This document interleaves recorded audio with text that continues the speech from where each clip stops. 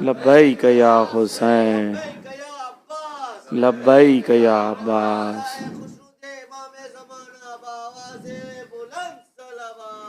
اللہم صلی علی محمد وآلہ۔ لا حول ولا قوة الا باللہ العلی العظیم۔ اعوذ باللہ من الشیطان الرجیم، بسم اللہ الرحمن الرحیم۔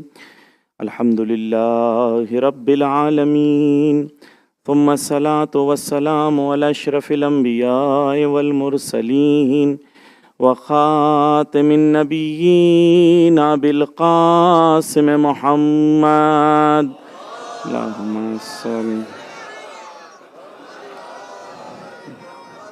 وعلی اہل بیت الطیبین الطاہرین المظلومین المعصومین، ولعن اللہ علی اعدائہم اجمعین۔ اما بعد، قال رسول اللہ صلی اللہ علیہ وآلہ وسلم، اللہم صلی علی محمد وآل محمد۔ ان لقتل الحسین علیہ السلام حرارة فی قلوب المؤمنین لا تبرد ابدا۔ صلوات پڑھ دیں سب مل کے۔ اللہم صلی علی محمد وآل محمد وعجل فرجہم۔ عزیزان گرامی، کل ہماری گفتگو اس حوالے سے تھی کہ ہم خود کو تیار کریں کربلا کے لیے۔ میں انشاءاللہ، کیونکہ وقت ہے ہمارے پاس، بہت سی گفتگو انشاءاللہ کریں گے آپ کے ساتھ، اللہ نے چاہا اور توفیق دی اور وقت کے امام نے اذن دیا تو انشاءاللہ ہم اپنے آپ کو اس عظیم ڈیوائن مشن میں، اس سمندر کربلا میں ہمیں بوند بننا ہے۔ وہ بوند بننا ہے جو سمندر کربلا میں سما جائے۔ یہ ہمارا پیک ہے، یعنی اس سے ہائیسٹ کوئی گول نہیں ہے۔ علماء کہتے ہیں، عرفاء کہتے ہیں، تعلیم جب دیتے ہیں ہمیں تو وہ کہتے ہیں کہ تم جب منبر پہ جاتے ہو، تمہاری ذمہ داری یہ ہے کہ تم امت کو حسین تک پہنچا دو۔ حسین خود انہیں خدا تک پہنچا دے گا، حسین بلندی تک پہنچا دے گا۔ عجیب چیز یہ بھی عزیزان گرامی، استاد علی فرماتے ہیں، کہتے ہیں کہ دیکھیں مجلس میں جو لوگ آتے ہیں اس میں بچہ بھی ہوتا ہے، بڑا بھی ہوتا ہے، جوان بھی ہوتا ہے، ایجوکیٹڈ بھی ہوتا ہے، الگ الگ قسم کے لوگ ہوتے ہیں۔ وہ کہتے ہیں مثال اس کی ایسی ہے جیسے ایک شخص ایک فارمیسی میں جاتا ہے۔ جب وہ شخص فارمیسی میں جاتا ہے دوا لینے کے لیے، دوا بہت ہوتی ہے لیکن اس کے کام کی دوا ایک ہوتی ہے۔ کہیں مجلس حسین کی برکت ایسی ہے کہ ہر کوئی جو بیٹھا ہے اس مجلس سے اپنے کام کی دوا لے لیتا ہے۔ ہر ایک کی دوا یہاں پر موجود ہوتی ہے۔ یہ ہے فرش اعضا کی عظمت۔ عزیزان گرامی، رسول خدا نے اس حدیث مبارک میں کہا ان لقتل الحسین، یقیناً امام حسین علیہ السلام کے قتل کی وجہ سے مومنین کے دلوں میں ایک حرارت، ایک آگ لگی ہوئی ہے۔ لا تبرد ابداً، یعنی وہ آگ کبھی بھی ابداً بجھ نہیں سکتی۔ یہ پیغمبر خدا کا حکم ہے، اللہ کا ارادہ ہے کہ آپ کے دلوں میں یہ آگ جل رہی ہے۔ ان لقتل الحسین حرارة فی قلوب المؤمنین۔ عزیزان گرامی، محرم شروع ہوا، لوگوں کے دلوں میں حرارت شروع ہو گئی، دل بے چین ہونے لگتے ہیں۔ ہر ایک دوسرے سے پوچھتا ہے محرم کب شروع ہونے والا ہے۔ یہ حرارت اللہ کا وعدہ ہے. قتل حسین کی وجہ سے 14 صدیاں گزر گئیں، ابھی بھی ایسے روتا ہے انسان جیسے کل مرا ہے کوئی. اپنے باپ کا غم بھول جاتا ہے، حسین کا غم نہیں بھولتا. یہ کربلا کا اثر ہے، یہ حرارت ہے جو اللہ نے زندہ رکھی ہے محرم میں امام حسین کے غم میں. عزیزان گرامی، جو مرتبہ میں ہم اس کے قائل نہیں، علماء منع کرتے ہیں کہ اہل بیت کو آپس میں ایک دوسرے سے کمپیئر کرنا یہ صحیح نہیں ہے، کیونکہ ہمارے لیے ہر معصوم معصوم ہے.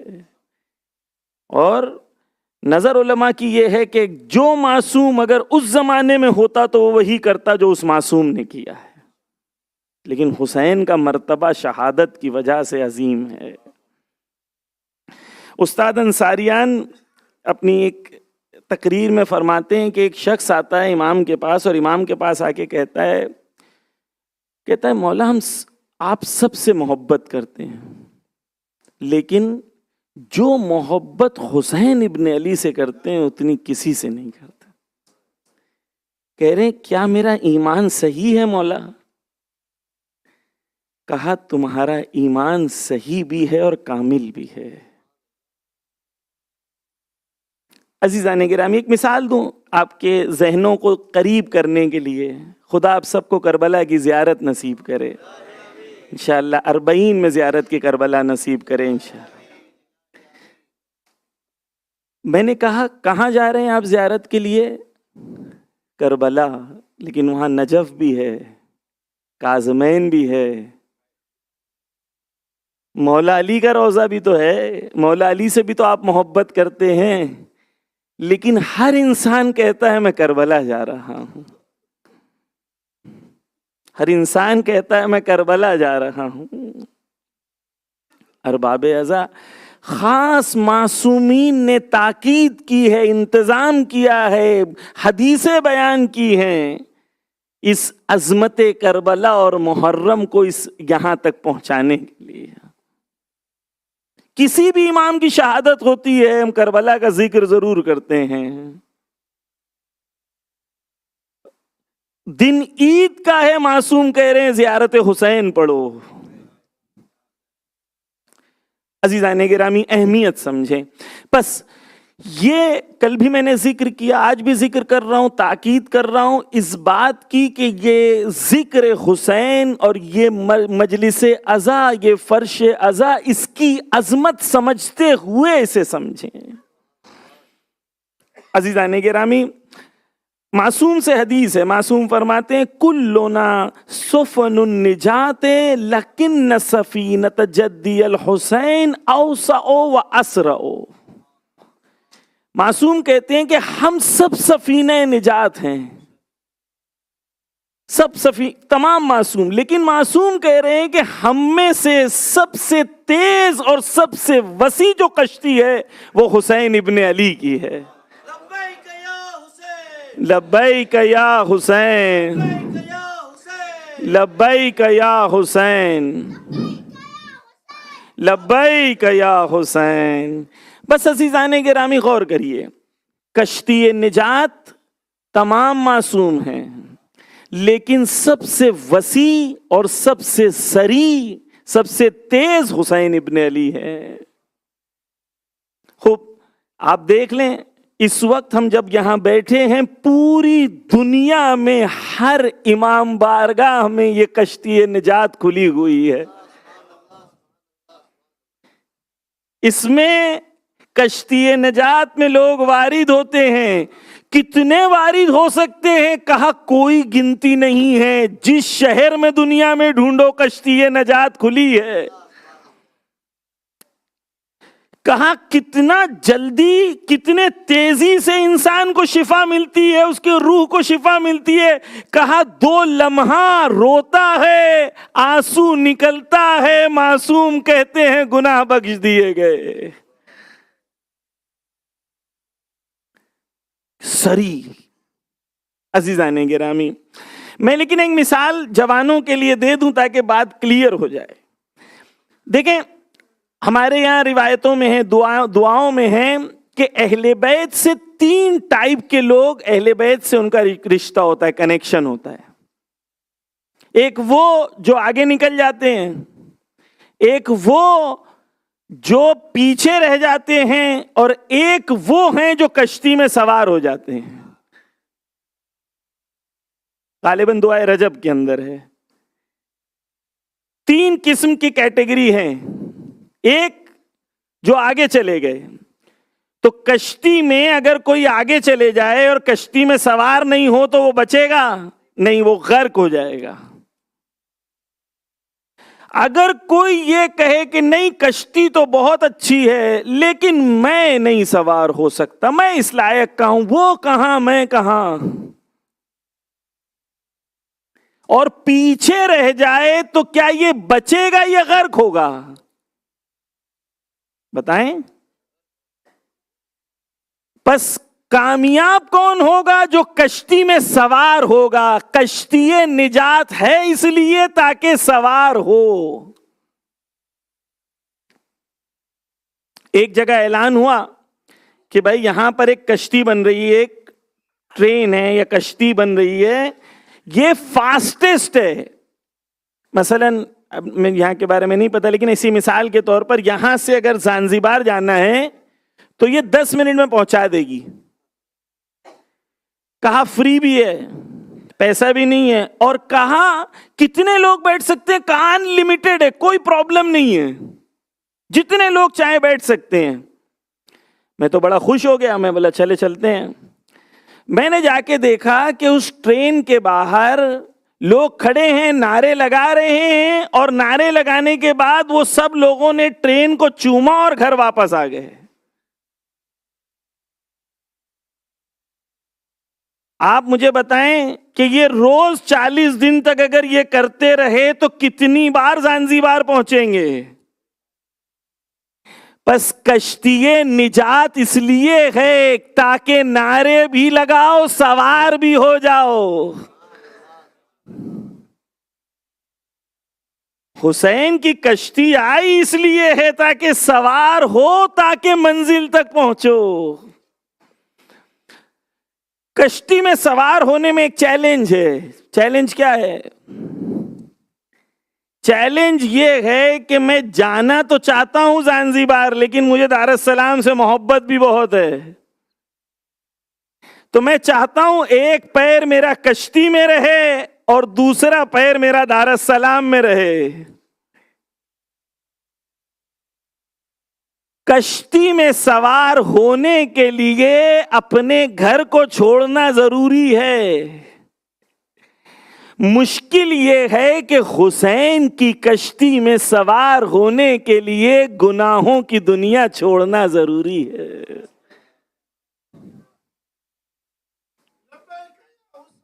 لبیک یا حسین، لبیک یا حسین، لبیک یا حسین.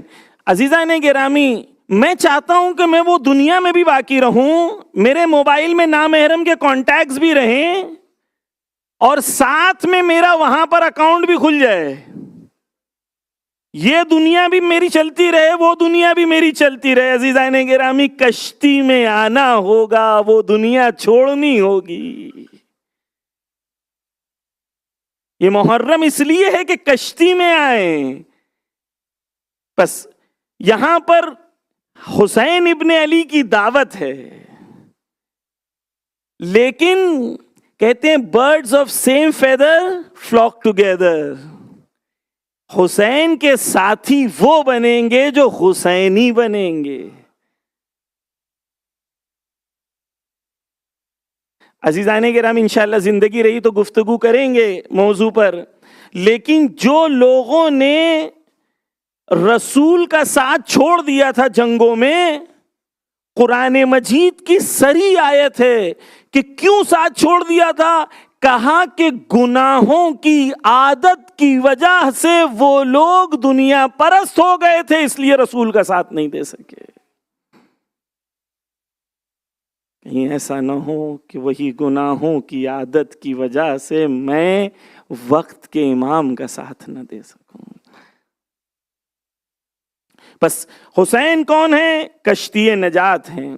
ایک روایت ہے عجیب ہے کہ یہی حسین کی محبت کا اثر عزیزان گرامی کتنا عظیم ہے. آپ سوچیں قیامت کا ماحول ہے, قیامت میں افراتفری ہے, کوئی کسی کو نہیں پہچانتا,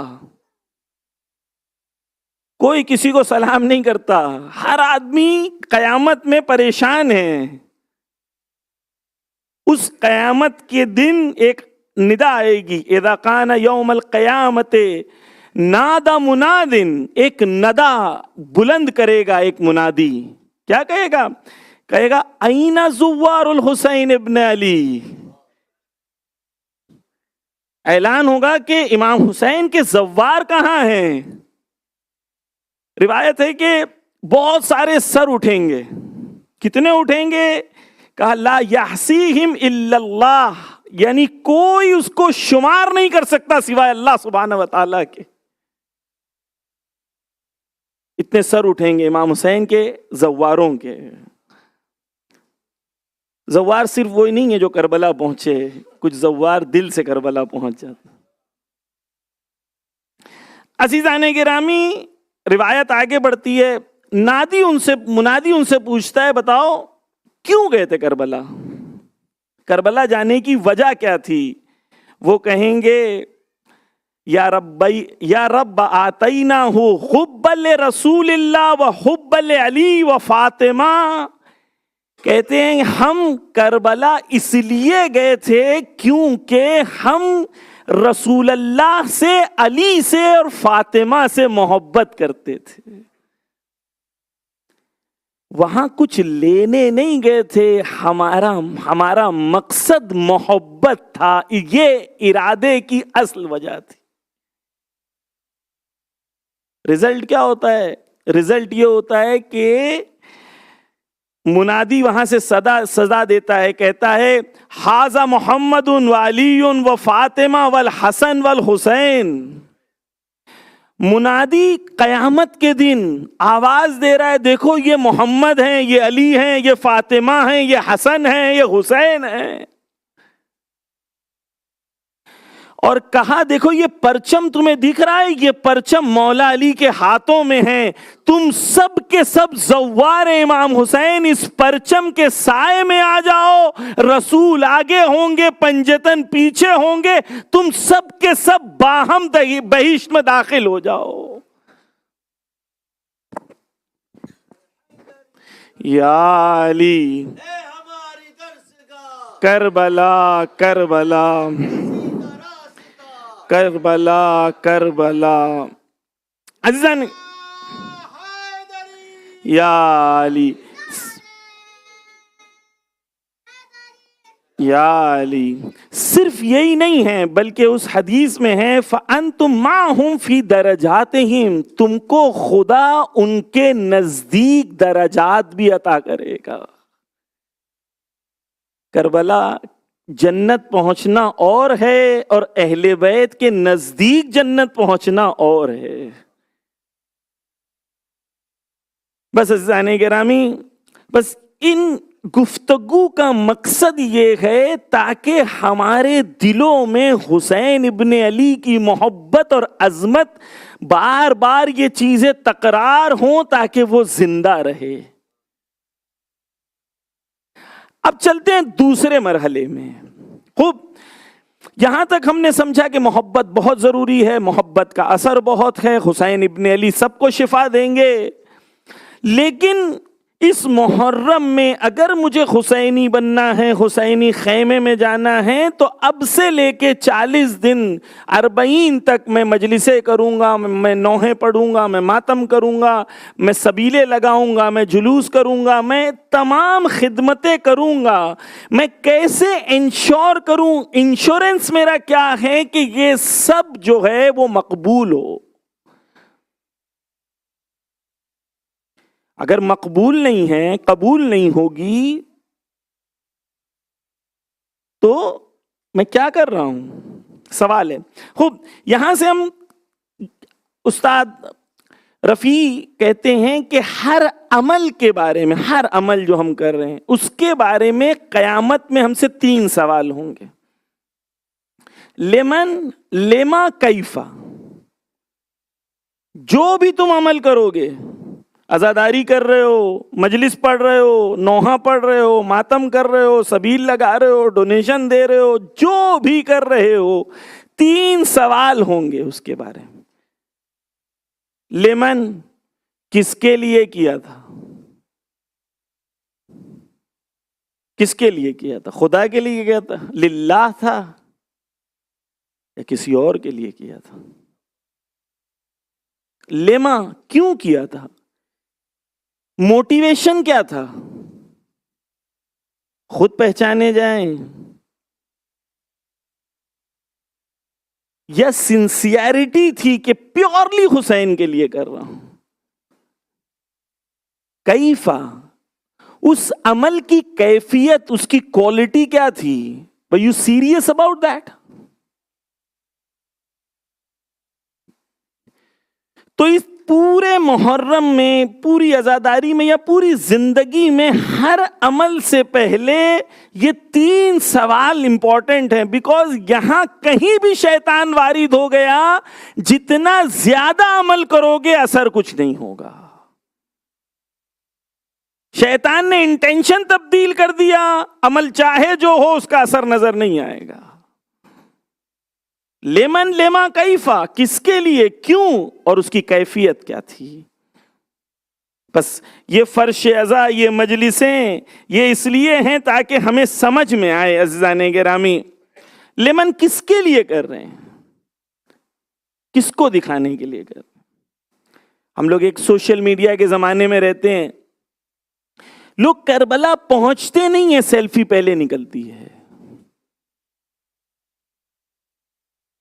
ایک کوئی اسپرچل ایونٹ ہو رہا ہے، اس اسپرچل ایونٹ کو نفس محسوس کرے اس سے پہلے چاہتے ہیں موبائل کیپچر کرے.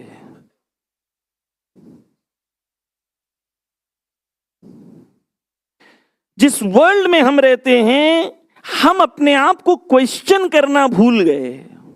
لمن، میں کیوں کر رہا ہوں، یہ کس کے لیے کر رہا ہوں؟ آپ دیکھیں، اگر مقصد اور ہدف صحیح نہ ہو تو رزلٹ کیا ہوتا ہے؟ ایک شخص ہے رسول خدا کے پاس، جنگ کے اندر شہید ہوتا ہے، جنگ کے اندر شہید ہوا ہے.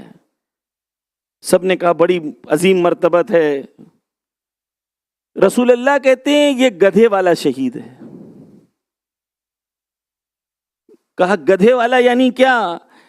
کیونکہ عرب کلچر میں جب لڑائی ہوتی تھی 2 لوگوں کی آمنے سامنے، تو جو سامنے والے کا مال ہے اگر اس نے اس کو مار دیا تو اسے مل جاتا تھا.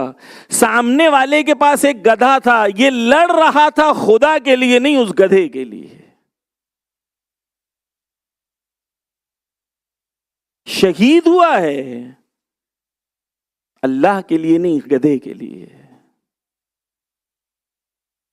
روایتیں ہمارے پاس کہ اگر کوئی شخص نیک عمل انجام دے، روز قیامت پہنچے گا، کہے گا میں نے اتنے سارے نیک عمل انجام دیا تھا. خدا کہے گا جس کے لیے دیا تھا جا کے اس سے ثواب لے لے.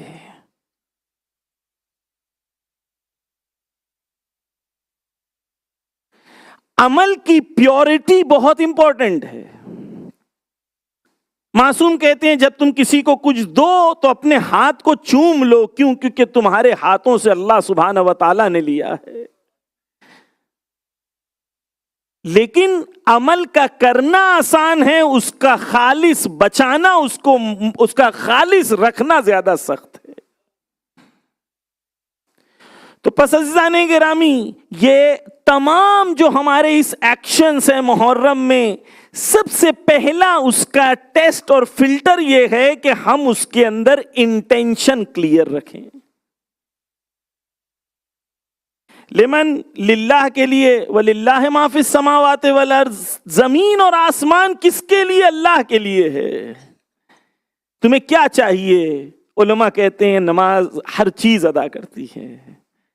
جو چاہیے تم اللہ سے مانگو. دنیا میں کیا ہے؟ مولا علی کہتے ہیں کوئی کسی کو کیا دے گا سوائے اس میں سے جو اسے خدا نے دیا ہے.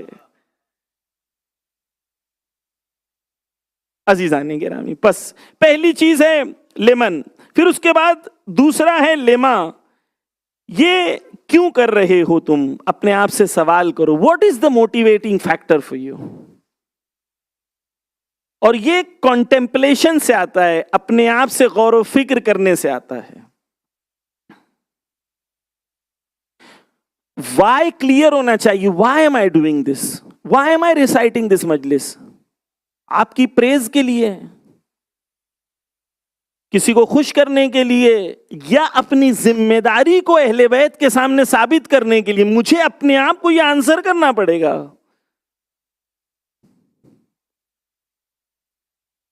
Y? What is the motivating factor? یہاں پر سیکنڈ پوائنٹ. تھرڈ پوائنٹ کیفا. ہمیں اعمال کی کیفیت پہ غور کرنا پڑے گا. اس کا مطلب یہ نہیں کہ کم کرو، بہت بولتے ہیں quantity versus quality. Why? We want both high quantity and high quality. تو صلوات پڑھ دے محمد وآل محمد پر، اللہم صلی علی محمد وآل. بس خدا نے انسان کو پیدا کیا، الذی خلق الموت والحیات. کیا کہہ رہا ہے خدا؟ تاکہ تمہیں بلاؤں میں ڈالوں، دیکھوں کہ تم میں سے احسن و عمل والے کون سے، بہترین عمل والے کون سے. اسی بات کی مثال علامہ طباطبائی نے قرآن کی تفسیر میں دی ہے، وہ میں آپ کے سامنے پیش کرتا ہوں. ایک صلوات کا سہارا دے محمد وآل محمد پر.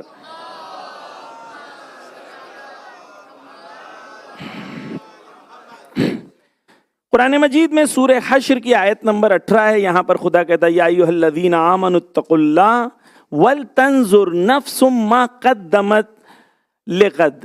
قرآن مجید میں سورہ حشر کی آیت 18 ہے. اس میں اللہ کیا کہہ رہا ہے؟ اللہ یہ کہہ رہا ہے کہ وہ لوگ جو ایمان لے آئے ہو تقوی اختیار کرو. تقوی کا مطلب یہ نہیں ہے کہ اللہ ڈرانے والا ہے ڈر جاؤ. اللہ ڈرنے والی چیز نہیں، اللہ محبت کرنے والی چیز ہے. آپ میں سے اکثر اپنے والد سے محبت بھی کرتے ہیں اور اپنے والد سے ڈرتے بھی ہیں. آپ اپنے والد سے ڈرتے اس لیے ہیں کیونکہ محبت کرتے ہیں. اگر محبت نہیں کرتے تو ڈرتے بھی نہیں. ہم اللہ سے محبت کرتے ہیں. تقوی کا مطلب ہوتا ہے، جو امام خمینی یا دیگر عرفا بیان کرتے ہیں، وہ یہ کہتے ہیں کہ انسان یہ احساس کرے کہ وہ اللہ کی پریزنس میں زندگی جی رہا ہے. مادر محضر خدا ہستیم، ہر جامع ہستیم خدا ہم ہست. جہاں ہم ہیں وہیں خدا ہے، خدا ہمیں دیکھ رہا ہے. خدا کے ساتھ زندگی جینے کو تقویٰ کہتے ہیں. ڈفرنٹ ڈائمینشن ہے. ڈرانے والا اللہ نہیں ہے ہمارا، اللہ محبت کرنے والا ہے، عشق کرنے والا ہے. اگر میرے والد سامنے کھڑے ہیں، جو لوگ سگریٹ پیتے ہیں وہ سگریٹ نہیں پیتے کیوں؟ کیونکہ والد سامنے کھڑا ہے، محبت کی وجہ سے. جب انسان اپنے والد کے محبت میں سگریٹ نہیں پی رہا ہے تو خدا کی محبت میں گناہوں کو نہیں چھوڑ سکتا. خدا دیکھ رہا ہے. عزیزان گرامی، اس آیت میں تقوی اختیار کرو. اس کے بعد اللہ کہہ رہا ہے کہ اے بندوں، دیکھو کہ تم کیا بھیج رہے ہو. دیکھو کہ کل کے لیے تم آج کیا بھیج رہے ہو. یعنی ان مجلسوں کے ذریعے سے، فرش ازا کے ذریعے سے، محرم اور اربعین کے ذریعے سے ہم کچھ بھیج رہے ہیں. اس کی کوالٹی تو چیک کرو، کیا بھیج رہے ہو وہاں پر. علامہ طباطبائی کہتے ہیں 3 پوائنٹس اس آیت کے اندر ہے جسے ہمیں حاصل کرنی ہے. سب سے پہلا یہ کہ انسان اپنے اندر ایک کیپیسٹی بلڈ کرے، جس کیپیسٹی کو کہتے ہیں کنٹمپلیشن اور غور و فکر. یعنی اپنے کاموں کے اندر روٹین کی وجہ سے کام نہ کریں، بلکہ کنٹمپلیشن کے بعد اس کی ڈیپتھ کو سمجھنے کی کوشش کریں، پھر عمل کو انجام دیں. دوسرا کہتے ہیں کہ کانٹمپلیشن ممکن نہیں ہے جب تک آپ کے اندر desire to learn and grow نہیں ہوگا، جب تک آپ اپنے آپ کو سیلف کرٹیسائز نہیں کریں گے، جب تک آپ گرو نہیں کر سکتے. تو اللہ کہہ رہا دیکھو کل غلطی کی تھی آج ریپیٹ نہ کرنا، دیکھو سیکھو. لاسٹ چیز مثال میں کہتے ہیں علامہ طباطبائی مثال دیتے ہیں کہ فار ایگزامپل آپ بازار جاتے ہو اور بازار جا کے آپ کو فروٹس خریدنا ہے، تو آپ نے 2 کلو فروٹ خریدا، تو کیا آپ آنکھ بند کر کے فروٹ لے لیتے ہو یا اس میں سے چوز کرتے ہو جو بیسٹ ہے اس کو اٹھاتے ہو؟ چوز کرتے ہو نا، ایسی تو نہیں اٹھا لیتے ہو. ہم چوز بھی کر کے جاتے ہیں تو ہمیشہ وائف کہتی ہے اچھا نہیں ہے. جو لوگ ہنس رہے ہیں وہ جانتے ہیں کیا کہہ رہا ہوں.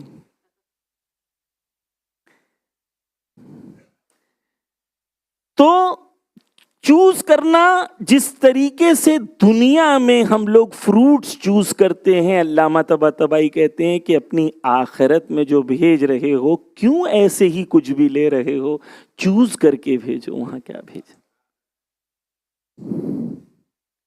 اس محرم میں، اس 40 میں اگر آپ کے یہاں کوئی یتیم ہے تو چوز کرو. کوئی بچے کی فیس نہیں بھری ہے تو چوز کرو.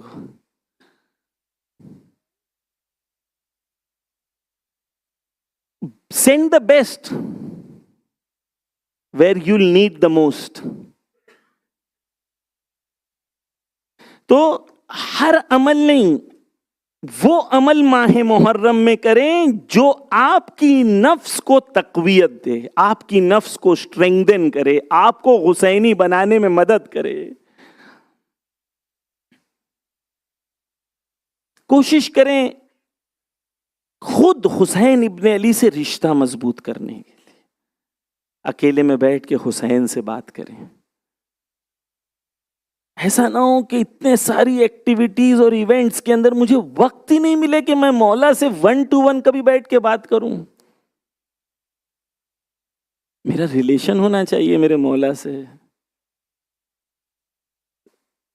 عزیزان گرامی، حسین زندہ ہیں.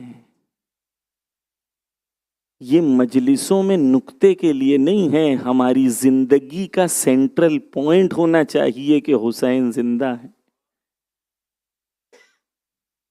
محسوس کرتے ہیں ہم لوگ جب ہم کہتے ہیں السلام علیکہ یا ابا عبداللہ، یہ محسوس کر کے کہتے ہیں کہ میرا مولا زندہ ہے، مجھے دیکھ رہا ہے. اس نے دخل میں پڑھتے ہیں ہم لوگ یسمعون کلامی و یردون سلامی. وہ لوگ وہ ہیں جو میرے کلام کو سن رہے ہیں، میرے سلام کا جواب دیتے ہیں، میرے اعمال کو دیکھ رہے ہیں. یہ ہے حسین ابن علی. I've come here to make relation with my Mawla, 1-to-1 relation. I can talk to him. جب ہم کہتے ہیں ابا عبداللہ، اس کا کیا مطلب ہے؟ اس کا مطلب اب یعنی والد، عبداللہ یعنی میں اپنے والد سے بات کر رہا ہوں جو میرا روحانی باپ ہے. یہ ہے ابا عبداللہ. بھی وقت نہیں ہے اس کی تفسیر میں. بس عزیزان گرامی، یہاں تک یہ امپورٹنٹ ہے کہ موشن میں نہیں جائیں، محرم میں روٹین میں نہیں جائیں. Question yourself, dig in deeper. Doubt بھی جہاں پر ہو کہ شیطان کی وجہ سے ہو سکتا ہے انٹینشن میں کوئی پرابلم ہے، وہاں پر اسے سولو کرنے کی کوشش کرو. بیکاز انٹینشن میں پرابلم ہے تو باقی کچھ چیز اثر نہیں رکھے گی.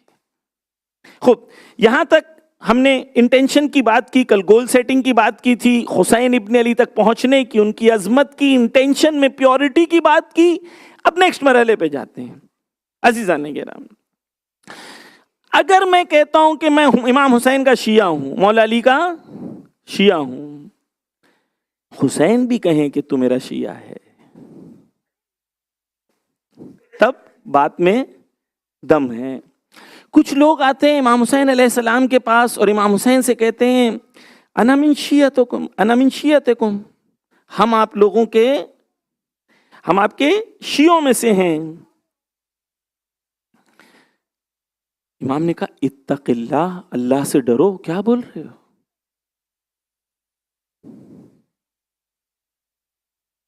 اس نے کوئی غلط بات تو نہیں کہا تھا. اس نے کہا مولا میں آپ کا شیعہ ہوں. کہ اللہ سے ڈرو، کیا کہہ رہے ہو؟ جو تم کہو گے روز قیامت خدا کہے گا کہ تم ثابت کرو، اور ایسا نہ ہو کہ روز قیامت خدا کہے گا کذبتا، تو جھوٹ بول رہا. حسین ابن علی کہہ رہے ہیں. پھر مولا حسین آگے جا کے کہتے ہیں نہیں تم ہمارے چاہنے والے ہو، کہو کہ میں تم میرے محب ہو، کہو کہ تم میرے چاہنے والے ہو. پھر مولا علی نے 3 کوالٹیز ایسی بتائی جو آپ کے ہمارے اندر سے سلب ہونی چاہیے، کینسل ہونی چاہیے. کہا کہ ہمارے شیعہ وہی ہو سکتے ہیں جن کے اندر یہ 3 کوالٹیز نہ ہوں، 3 نیگیٹو ٹریٹس نہ ہوں. سب سے پہلا کہا ان شیعتنا من سلمت قلوبهم من کل غش وغل ودغل. کہ ہمارا شیعہ وہی ہو سکتا ہے جس کے اندر 3 چیزیں نہیں ہوں. ایک، غش نہ کرتا ہو، یعنی اس کے معاملات زندگی کے اندر ملاوٹ اس کے اندر نہ پایا جاتا ہو. ہم سمجھتے ہیں دیندار یعنی وہ جو بہت نمازیں پڑھ رہا ہے، بہت روزے رکھ رہا ہے. معصوم کہہ رہے ہیں کہ اگر کسی کی دینداری آپ کو چیک کرنا ہے تو دیکھو کہ وہ معاملات میں کیسا ہے. اگر غش ہے، معاملات میں جھول ہے، انٹریکشنز میں، ٹرانزیکشنز میں پرابلم ہے، تو یہ دیندار نہیں ہے. اس کے اوپر دین کا لیبل ہے. حسین کہہ رہے میرا شیعہ نہیں ہو سکتا ہے اگر معاملات میں ملاوٹ پائی جاتی ہے. اب یہ معاملات ہر چیز کے اندر، ایمان میں ملاوٹ ہر جگہ پر، معاملات میں، بزنس میں، رزق میں، فائنینس میں، ہیومن ریلیشن میں، فیملی لائف میں، ہر جگہ جہاں بھی ملاوٹ پائی جائے گی.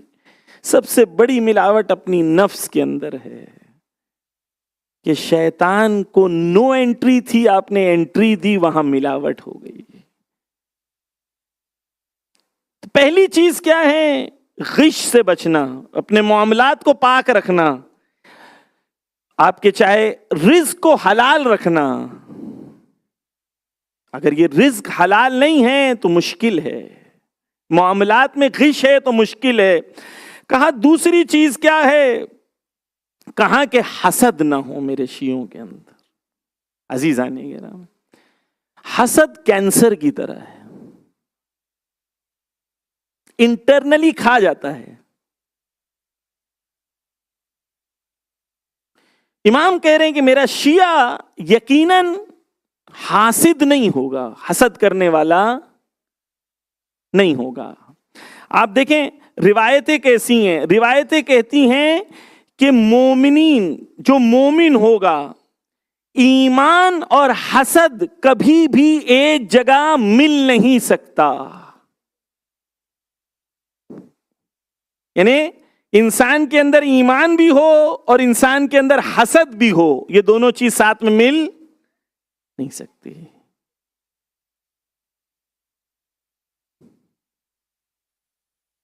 یعنی میں اپنے آپ کو مومن بھی سمجھ رہا ہوں، میں اپنے آپ کو امام حسین کا شیعہ بھی سمجھ رہا ہوں، عزادار بھی سمجھ رہا ہوں، حسینی بھی سمجھ رہا ہوں، لیکن اسی فرش عزا پہ کوئی بیٹھا ہے جس کی خوشی سے، جس کی کامیابی سے میرے دل میں چبھن ہے، یعنی میں حاسد ہوں.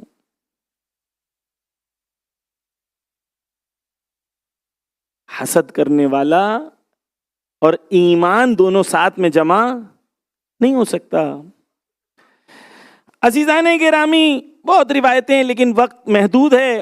لیکن حسد ایمان کو ایسے کھا جاتا ہے، معصوم کہتے ہیں جیسے آگ لکڑی کو کھا جاتی ہے.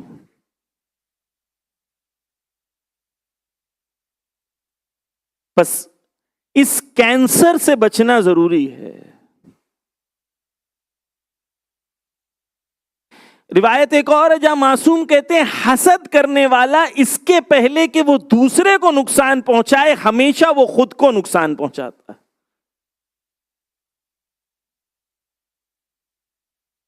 مثال کے طور پر دو لوگ ایک دوسرے سے حسد، ایک بندہ ایک کسی سے حسد کرتا ہے پڑوسی سے، پڑوسی کو پتہ بھی نہیں ہے یہ مجھ سے حسد کرتا ہے، روز یہ مرے جا رہا ہے پڑوسی کے حسد میں. وہ پڑوسی کو تو پتہ بھی نہیں ہے لیکن یہ مرے جا رہا ہے. اس نے یہ گاڑی کیسے لے لی، اس نے گھر کیسے کر لیا، اس کی شادی یہاں کیسی ہو گئی، اس کی بیٹی کا یہ کیسے ہو گیا، اس کے بیٹے کا یہ کیسے ہو گیا.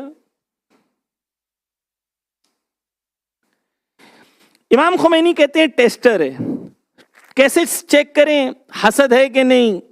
کہتے ہیں کہ اگر کسی مومن کے بارے میں یا کسی شخص کے بارے میں آپ کو کبھی کوئی خبر ملتی ہے کہ اس کے یہاں یہ کامیابی یا خوشحالی حاصل ہوئی ہے، آپ اپنے دل کے سٹیٹس کو چیک کرو، آپ کے اندر خوشی ہو رہی ہے یا ملال ہو رہا ہے. اگر ملال ہو رہا ہے کسی کی خوشی پہ، کسی کی کامیابی پہ، یعنی میری نفس حسد کی بیمار اور شکار ہے. اور جب تک حسد سے مقابلہ نہیں ہوگا تب تک شیعہ نہیں بن سکتے، حسینی نہیں بن سکتے. حسین کہہ رہے ہیں. عزیزان گرامی غور کریں، علامہ مجلسی نے ایک کتاب میں حسد کے تقریباً 7 پوائنٹس بتائیں کہ حسد کیوں ہوتا ہے. میں کچھ آپ کے سامنے بیان کرتا ہوں. ایک صلوات کا سہارا دیں محمد و آل محمد پر.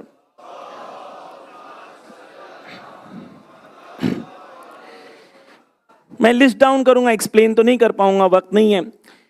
ایک کہتے ہیں کہ انسان کی اگر کسی سے دشمنی ہوتی ہے تو جس سے دشمنی ہوتی ہے اس کا ہر نیک کام بھی اس کو برا ہی لگتا ہے. وہ عمل کی وجہ سے نہیں ہے، دشمنی کی وجہ سے ہے. 2 کہتے ہیں کبر، انسان کو لگتا ہے کہ میں بڑا ہوں، اس وجہ سے اسے دوسروں کا کام اچھا نہیں لگتا کیونکہ اسے لگتا ہے کل یہ بھی بڑا ہو جائے گا. تیسری چیز کہتے ہیں کہ انسان کبھی کبھی تعجب میں حسد کرتا ہے صرف گمان کی بنیاد پر. مثال کے طور پر وہ شخص نے میرے بارے میں ایسا سوچا ہوگا، حقیقت نہیں ہے لیکن گمان کی بنیاد پہ بھی انسان حسد کر رہا ہوتا ہے. پھر کہتے ہیں کبھی کبھی خوف کی وجہ سے انسان حسد کرتا ہے. خوف کیا ہے؟ کہ میں تو بڑا ہوں، کہیں وہ بڑا ہو گیا تو. اس کے آگے بڑھنے سے اسے خوف لگتا ہے، اسے لگتا ہے کہ وہ آگے بڑھے گا تو میں پیچھے رہ جاؤں گا. اسے پتا نہیں کہ خدا کے یہاں کمی نہیں ہے، خدا کے یہاں کیک ایسا نہیں ہے کہ تمہیں دے دیا تو اس کا ختم ہو گیا. ختم نہیں ہوتا وہاں. اس کے آگے اور چیزیں ہیں لیکن میں اس کو سکپ کرتا ہوں. عزیزان گرامی سلیوشن کیا ہے حسد کا؟ امام خمینی کہتے ہیں کہ اگر آپ حسد کی بیماری اگر آپ کے اندر آئی ہے تو آپ کیا کریں؟ کہتے ہیں کہ سب سے پہلی چیز یہ کریں کہ اپنے آپ کو انڈرسٹینڈ کریں کہ میرے اندر پرابلم ہے، میں مریض ہوں. ہم نہیں مانتے میں مریض ہوں. جب تک ہم پرابلم کو ایکسپٹ نہیں کریں گے کبھی بھی سالو کر سکتے نہیں. ہم میں سے کون ادھر بیٹھ کے بولے گا ہاں میرے اندر حسد کی بیماری ہے؟ ہم جب مجلس سنتے ہیں، جب کوئی اچھی بات ہوتی ہے تو ڈھونڈتے ہیں میرے اندر ہے یہ، اور کوئی بری بات ہوتی ہے، کوئی بری صفت کی بات ہوتی ہے تو آزو بازو دیکھتے ہیں. یعنی مجلس جس کے لیے ہے وہ نہیں پڑھ رہی ہے. اہل بیت اور دین ہمارا کیا کہتا ہے کہ جب کوئی بری بات بیان کی جائے, بری صفت بیان کی جائے تو تم اپنے اندر چیک کرو, خدایا میرے اندر تو یہ نہیں ہے. اور جب نیکی کی بات کی جائے تو دوسروں میں دیکھو کہیں اس کے اندر یہ نیکی کتنی اچھی ہے. خدا ایسے لوگوں کو بلند کرتا ہے. تو سب سے پہلی چیز امام خمینی کہتے ہیں حسد کی بیماری سے بچنا ہے تو یہ ایکسپٹ کرنا پڑے گا کہ میرے اندر مشکل ہے. دوسری چیز کہ اگر آپ نے آئیڈینٹیفائی کر لیا کہ میرے اندر مشکل ہے, میرے اندر پرابلم ہے, دا سیکنڈ اسٹیپ از جب میں نے کسی کو دیکھ لیا, مجھے پتا چل گیا مثلا فلاں مولانا سے میری حسد ہے یار, وہ مجلس اچھی پڑھتا ہے, اس کی زیادہ چلتی ہے, میری کم چلتی ہے, مثال دے رہا ہوں ایسے, تو میں کیا کروں؟ میں یہ کروں گا کہ میں محبت کا اظہار کروں گا اس کی طرف جس کے لیے میری نفس مجھے فورس کر رہی ہے کہ میں اس کی مخالفت کروں. امام خمینی کہتے ہیں کہ آپ کی نفس سے لڑو. آپ کی نفس کہہ رہی ہے کہ اس کا برا سوچو, آپ ایگزیکٹلی اسی کا اپوزٹ کرو. مثال کے طور پر فلاں شخص ہے, فلاں شخص میرے دل میں حسد ہے اس کے لیے, لیکن امام خمینی کہہ رہے ہیں کہ جاؤ سرعام اس کی تعریف کرو تاکہ تمہاری نفس کی خواہشوں کو کچلنے کی عادت اپنے اندر پیدا کرو.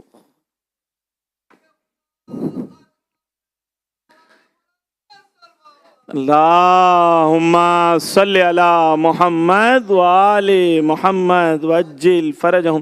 بس عزیزان گرامی, پھر امام خمینی کہتے ہیں اور اللہ سے کنٹینیوس دعا کرتے رہو, کیونکہ اللہ کا نور اور تمہارے دل میں جو محبت اور نفس نے جو محبت کی طاقت پیدا کیا ہے نیکی کے لیے, وہ اس اندھیرے کو کچل دے گا. کب؟ جب تم کنٹینیوس کوشش بھی کرتے رہو اور اللہ سے دعا بھی کرتے رہو. یہ دوسری کوالٹی تھی عزیزان گرامی. انشاءاللہ زندگی رہی تو کل دغل کے سلسلے میں گفتگو کریں گے. بس حسین ابن علی تک پہنچنا ہے عزیزان گرامی, تو وہ پاک ہیں, پاکیزہ ہیں. ہمیں بھی اپنے اندر پاکیزگی کو لانا ہوگا, اپنے آپ کو پیوریفائی کرنا پڑے گا, اپنے انٹینشنز کو پیوریفائی کرنا ہوگا, تب تو جا کے میں حسین سے مل پاؤں گا, تب تو میں حسین کے قریب پہنچ پاؤں گا. ارباب اعضاء, بس 2 محرم آ گئی.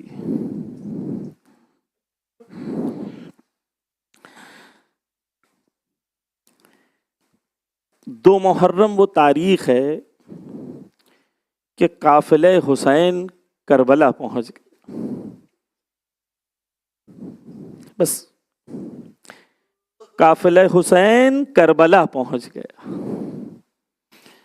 یہ وہ سرزمین ہے جہاں سے مولا علی گزر رہے تھے جنگ جمل کے بعد. تو مولا علی رکے, اور مولا علی رکنے کے بعد یہاں پر مولا علی نے حسین کے غم میں گریہ کیا. ارباب اعضاء, مولا علی حضرت فاطمہ زہرا سے بہت محبت کرتے تھے.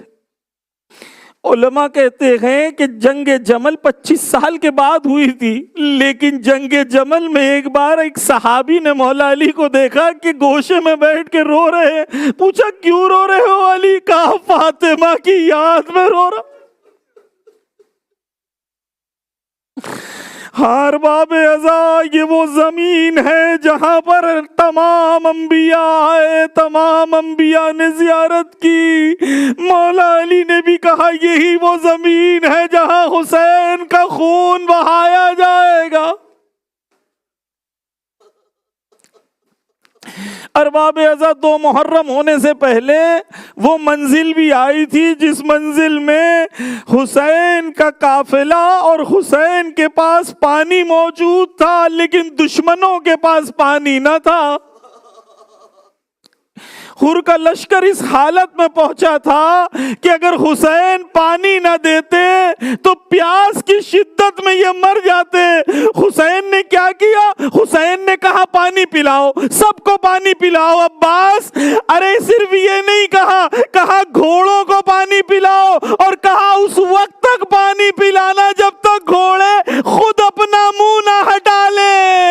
ہائے حسین، گھوڑے کی پیاس کی اتنی فکر ہے، لیکن ابھی کچھ ہی دنوں کے بعد انہی خیموں سے صدائیں بلند ہوگی، الاتش الاتش الاتش۔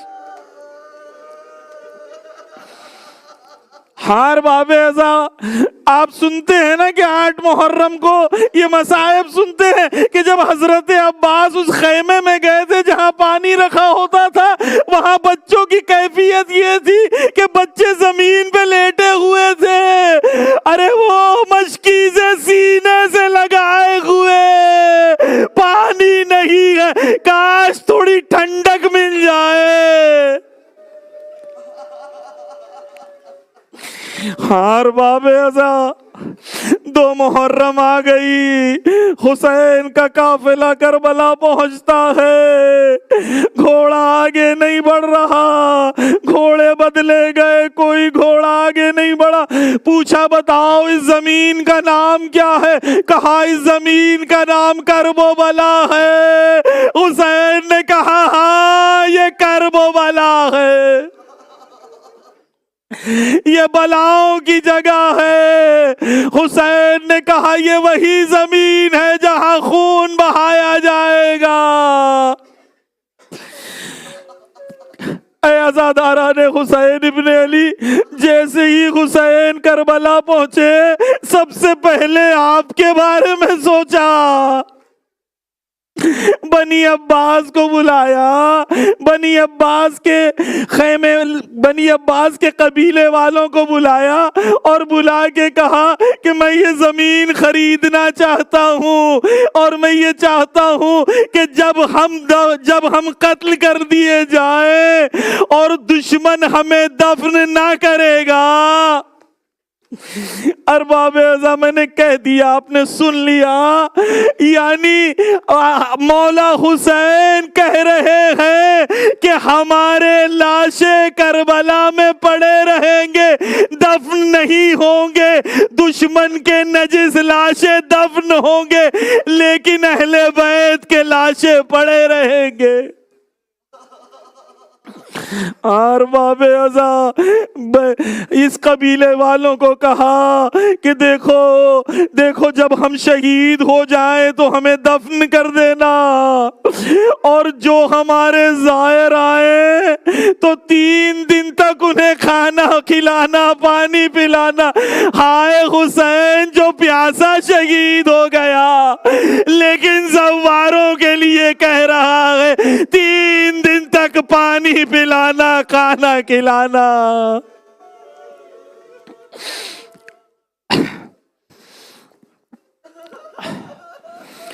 اللہ لعنت اللہ علی القوم الظالمین۔ یا اللہ بحق محمد و آل محمد اس حقیر سی عبادت کو تیری بارگاہ میں مقبول فرما۔ یا اللہ دنیا میں جہاں کہیں محبان اہل بیت ہیں ان کی جان، مال، عزت، آبرو کی حفاظت فرما۔ یا اللہ ظالمین کو نیست و نابود کر دے۔ یا اللہ مظلومین کو زمین کا حاکم قرار دے۔ یا اللہ بحق محمد و آل محمد جو بیمار ہیں، بیمار کربلا کے صدقے میں ان سب کو شفاء کامل و عاجل عطا فرما۔ یا اللہ بحق محمد و آل محمد ہمارے جوانوں کو کربلائی جوان بنا دے، ہماری بہنوں کو زینبی خاتون بنا دے۔ یا اللہ ہم سب کو امام مہدی کے ظہور کے کام کرنے کے لیے توفیق عنایت فرما۔ یا اللہ بحق محمد و آل محمد مراج اکرام کا سایہ ہمارے سروں پہ قائم و دائم رکھ۔ یا اللہ رہبر معظم حضرت آیت اللہ مجتبیٰ خامنائی کی حفاظت فرما اور ان کے دشمنوں کو نیست و نابود کر دے۔ ماتم حسین۔